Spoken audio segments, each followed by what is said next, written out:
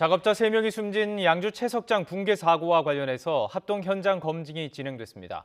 경찰과 고용노동부의 수사가 본격화한 건데 사전에 안전보건 예산과 인력을 확보했는지 등이 중대재해처벌법 적용 여부를 판가름할 핵심 쟁점이 될 것으로 보입니다. 김혜린 기자가 보도합니다.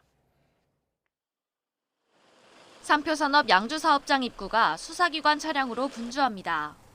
양주 채석장에서 마지막 실종자가 숨진 채 발견된 다음 날, 곧바로 경찰과 고용노동부 중앙사고조사단, 외부 전문가가 참여한 합동감식이 진행된 겁니다. 경찰은 감식 결과를 토대로 발파 관계자와 공사 책임자, 현장 감독자 등에 대한 업무상 과실치사 혐의를 들여다보고 있습니다.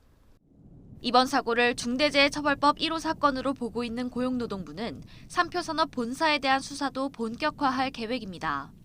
이미 양주사업소에 대한 압수수색을 통해 작업계획서, 일지를 확보한 가운데 본사에 대한 압수수색도 검토하고 있는 것으로 알려졌습니다. 전문가들은 경영 책임자에게 중대재해처벌법을 적용하려면 본사가 안전보건 예산, 인력을 배치했는지가 핵심 쟁점이 될 것이라고 분석합니다. 절차를 마련하고 예산을 편성하고 또 안전관리를 위해서는 안전관리자를 배정을 해야 되는데 그런 인력이나 예산을 배정을 하고 이게 집행되는지 제대로 점검을 해야 되잖아요.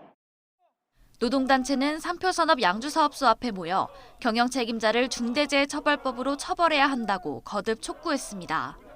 지난해에도 삼표산업 작업자 2명이 숨지는 사고가 일어났지만 솜방망이 처벌에 그쳐 이번 사고가 발생했다는 겁니다.